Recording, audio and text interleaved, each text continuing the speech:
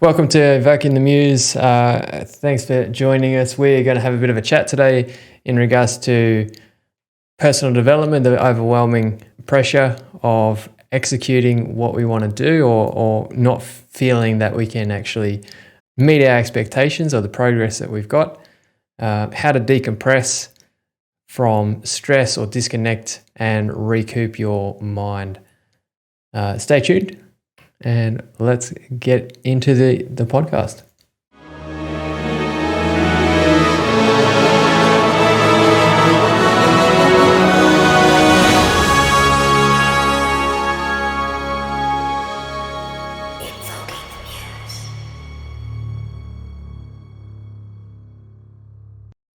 Feeling a bit overwhelmed. Yeah, I think that's we're consuming too much. We're not. I don't know. So because like you said, it was good being back down the coast because I was kind of like me and Mum just sat like she had chugged a nice amount of wine, but like we were sitting there because it stormed last night. And it was really nice just sitting there listening to the rain and everything and just doing nothing, and it was just really good. So on what you said about just doing these random things and just not focusing on, even if it is like a little passion and stuff. Like I made sure I took my laptop because I was doing some bloggy stuff and I didn't take the guitar or anything else that would be anything remotely close to what all the other stuff. So I just needed some time for sure. It was just too much. Yeah, that's it. I think too much. I don't think it's over. I don't think it's an over consumption of content or information. I think it's the expectation that we're not making quick enough progress. I think that's what it is. Very astute observation. Because what's that regards to? So we just said, Tommy just sort of said, it's something like we may be feeling that we're consuming too much and then being overwhelmed by how much like personal development stuff we know, and then pressures that obviously come along with it. But then I've just sort of thought, well, no, I think we're probably taking in a healthy dose because it's whatever, and we take out the bits that really click with us. But I think the thing, for me, I think the thing I'm frustrated with is the progress in which things take time, and rather than just punching through and then achieving all that you've intended to achieve in 1 year, or whatever your time frames are. So I think and not for me, not being able to keep my normal routine. Like my normal routine for like last year has been every weekend I'd go find a new bushwalk or a new hike to go on, and then I'd just go get lost in the bush for like a couple of hours, and I wouldn't take any tech other than my phone, and that was just had GPS on me, so just in case I got lost. But I wouldn't have my headphones in or nothing. I would just literally just go walking on these tracks, and it was a way to just decompress, de-stress and disconnect from thinking about work or thinking about the stresses or the dramas that were happening in life, and not having the ability to do that for the last 3 months, other than going down the back of the house, but that it's not the same. Mine was binge drinking alcohol on Saturday and Friday nights. It's how I tend to decompress. That's now, is it? I'm joking. Mine is similar. I tend to like to go down to the beach and just sunbake, and that was my kind of decompression. Sort of. Well, what have you been doing when that was sort of taken away from you? Well, because obviously I couldn't go the hike, so I'd go down the back of the house, which has got some bit of bush, but there's a couple of tracks down there. They're all the same, so it just became the same deal, and there wasn't really anything nice to look at. Whereas I live in the Blue Mountains, so it's like you go 40 minutes that way, and then you got these giant, insane valleys, and you're standing on the top of it, and then the next minute you're down on the forest floor and surrounded by waterfalls. It's stunning. Hopefully not too quick. Yeah, that's it. Hopefully there's a gradual descent and not just like... Yeah, not just 1 second. And then suddenly I found myself on the forest floor, 300 meters down. Yeah, well, that's it, man. But I think last weekend was the first weekend I'd been able to go for a hike for 3 months, and it was amazing. And then yesterday I did the same thing. Went out for a new hike, new place that I hadn't been to before, and it was awesome because this time it was an unmarked path and just kept going, and it was literally just there was no indication of where the track was other than small little crushed up leaves. But if you didn't look or didn't focus on what you were trying to look for, you would have been completely lost. And it was awesome because you're just for one part it was insane level, basically having a rock climb down this hill mountain, and there was trees that had fallen over in a storm, and it was okay, clearly that's not the path. And I'm looking everywhere because it just looks like a mudslide. There was no way to get through it. I was okay. So then eventually I was okay, it must be through there. And then I climbed through this tree, literally Tarzaned it, hanging over this cliff edge thing. And then there was the path again. I was oh yeah, sick. But adventure, man. Yeah, nice. Yeah, it was good. And that's what I like about just having a spot to decompress or a practice to decompress, to switch off and not have the expectation that I need to be going a million miles an hour and achieving this because somebody else, one of my mates at work, he says, somebody else's problem doesn't make it your problem. Oh, I can't remember. That's the unelegant way of... No, here you go. Somebody else's... Your priorities are not someone else's emergency doesn't equal your problem. Yeah, that's it. Yeah, and I'm and if I've heard good ones of that. It's if you just don't answer them for a certain amount of time, give it a day, all those emergencies will fix themselves. Yeah. We're back full circle. But finish your thing. I was going to just jump back on the 4-hour work week. I was actually about to say the same thing. It does it with emails. It's just it goes through all the step-by-step process of doing all that stuff. And that's another thing that's there's a lot of things that I've been going through my deal, the DEA thing on my little whiteboard over here, the deal thing that he got us through, definition, elimination, automation, and then liberation, that shit. Listing all the stuff that I hate doing that I find myself doing now, and it's stuff we've been talking about. It's all the social media stuff. Even though that was really helpful, I was really excited to do it. Just thinking of things to post and just doing it, and then it's flipping me out. I'm not good at it. I don't like doing it, hands down. So it's something that I need to find a way of automating or doing something else.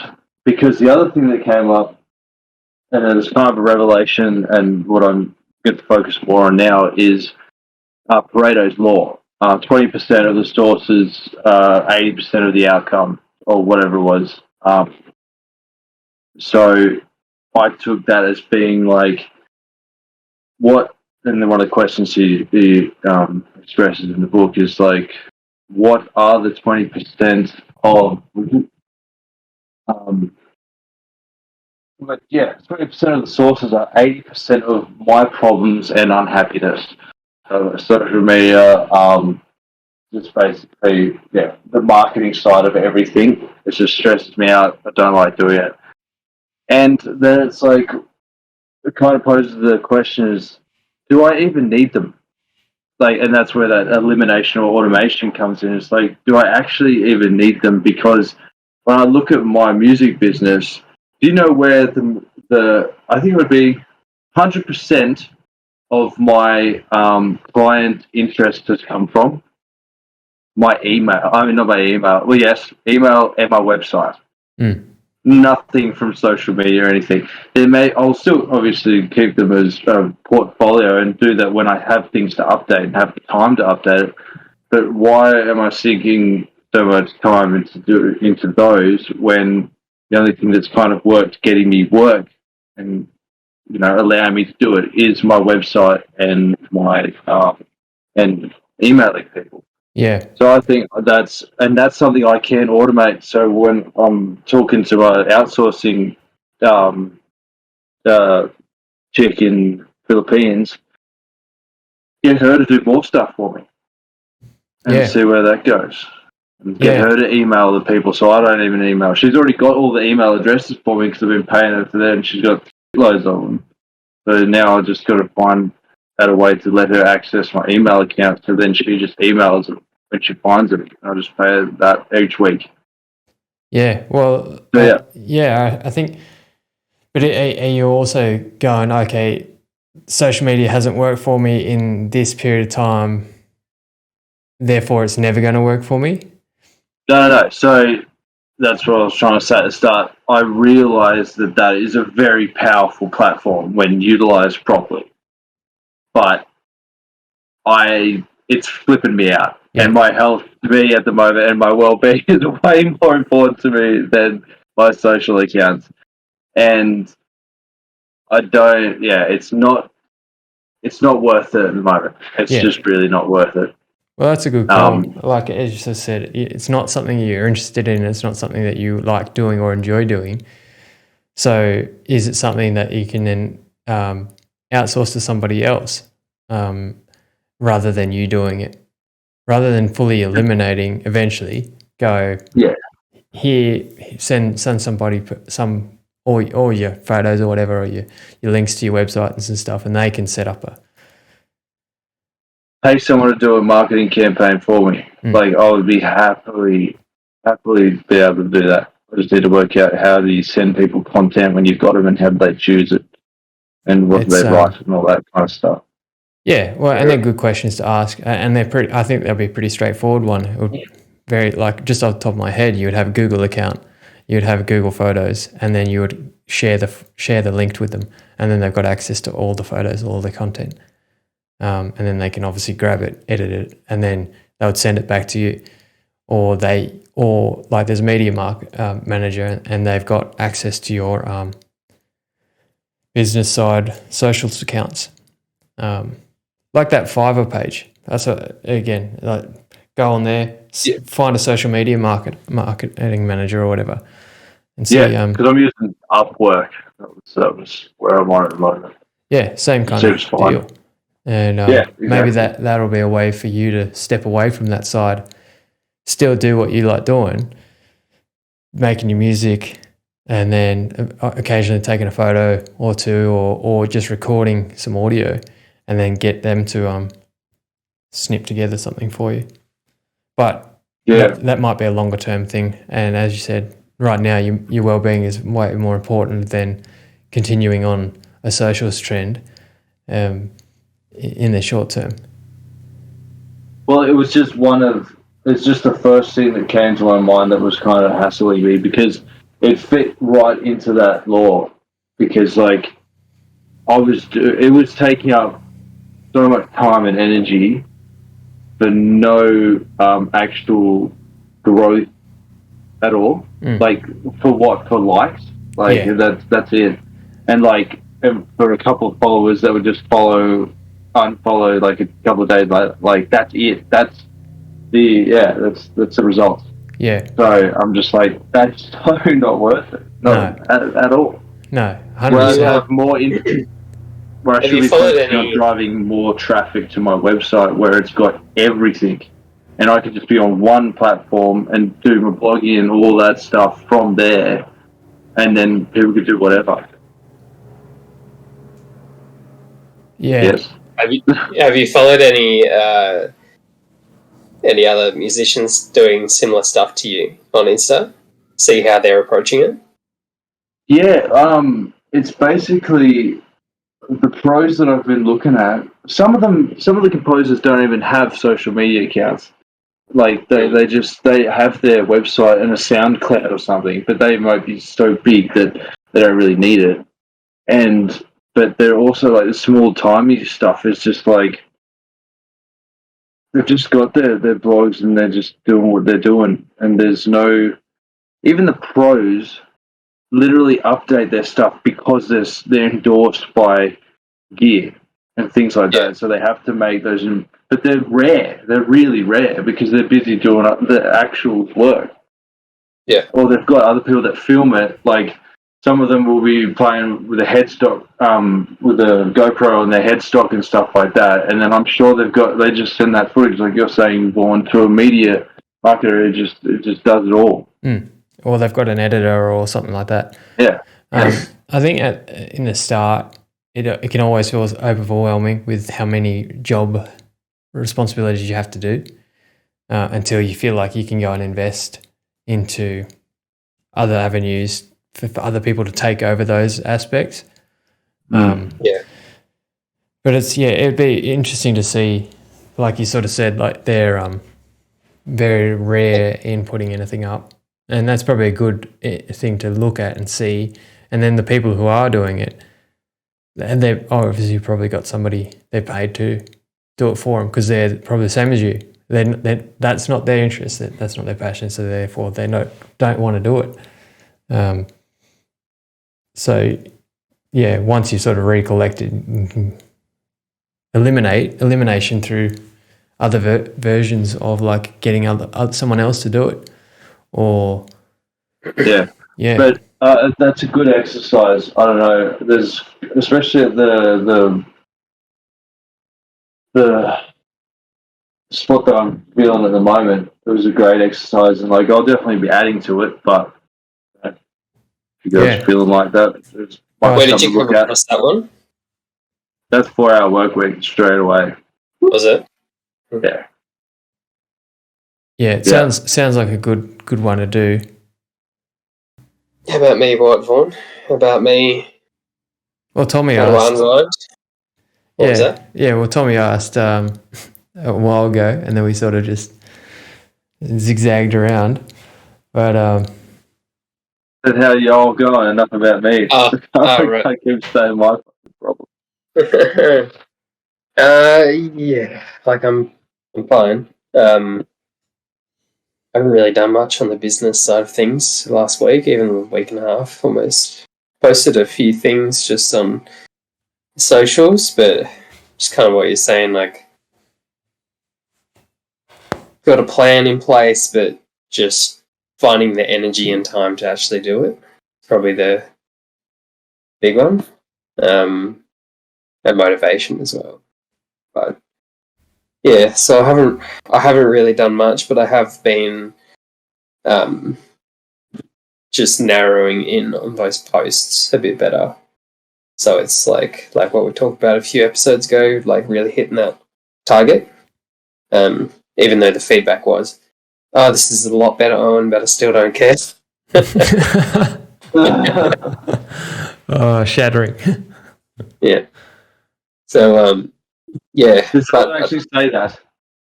Well, yeah, but it was more about like because I did some wine related ones which were great, and then I did a farming one.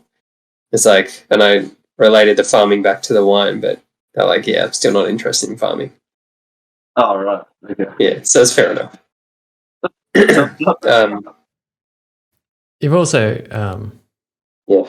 So what's something I can't remember. Someone famous, I think it was like The Rock or someone, put out something the other day. It was like if I don't text you about like if you've got a problem with me and you don't tell me like face to face, well then I don't care because you don't know me. So it's like the criticism you get online, unless they personally know you, doesn't mean really anything unless you take it to heart. Yeah. Okay. Yeah, interesting. All right. Well, I just took that as critical feedback. So Yeah, good. I wouldn't adjust their entire strategy based on a single piece of feedback, though. Oh, definitely not. No. I'm not. I'm reading the analytics, making sure everything's good there. And the couple posts that I did do were very good. They got some good responses. So yeah. So no, I'm happy with that. Good. So just keep chipping away at it, but no, don't have much musing to invoke around that. So yeah. Yeah. Well, is there any way that you decompress then? Me. You joked about getting smashed every Friday and Saturday night, but Did sunbaking, didn't you? You go down to the beach, chill out. Yeah, but I mean that's something I used to do. I haven't done that in over a year, I guess, because summer was terrible last year, and lockdown forever. But yeah, I meditate a fair bit when I get stressed, when I get overwhelmed. That's awesome. Just guided meditation. Also do sleep casts at night, which are fun if you've ever used them. Basically, like on the Headspace app, you use just a soothing person talking about stuff and some ambient noise. It helps you unwind. So. Oh yeah. Yeah, good. That's awesome, man. Yeah, maybe that could have contributed to my overwhelmed state. Like, yeah, I used to do the guided meditation a fair bit, just not at all. Mm. I think that's a good point, actually. Yeah, just sort of don't really have a good structure in place to decompress or release like tension aside from watching TV. That's kind of it. So don't really have the rituals in the morning or anything like that. So yeah. I suppose it's probably a healthier option because at the moment I just seem to like go till I explode, and then I just like have a few days and then gradually build up momentum and go, and just keep doing that until another fuse pops. So I don't know.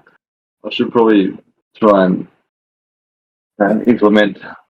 Well, I think like the practices, like the only one that really I've sort of dropped away, and it's probably the worst one to drop away, was the priming of like focus on your breath, focus on the meditation, because that's I think and focus on gratitude. I think that's got the biggest impact on your mental health. Like I've been doing yoga every day for the last year. I think I may have missed like two or 3 days.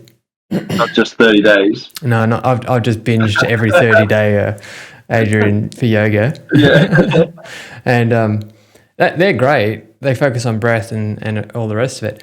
But there's no meditation side of it in there. There's no gratitude practice in there. It's literally focus on your breath, come back to your breath, move and stretch, and that's fantastic. It's really helped me with my running.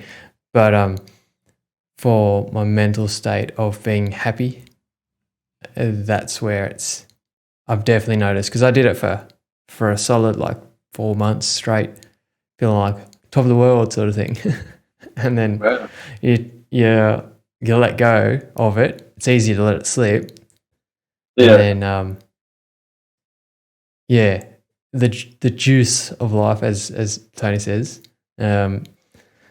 hasn't been as potent without it. So I think like what you're saying is getting yourself a morning ritual or a practice or something would be a good one. I think we've all been pretty good with that, though. But then it's mainly the times that you start slipping.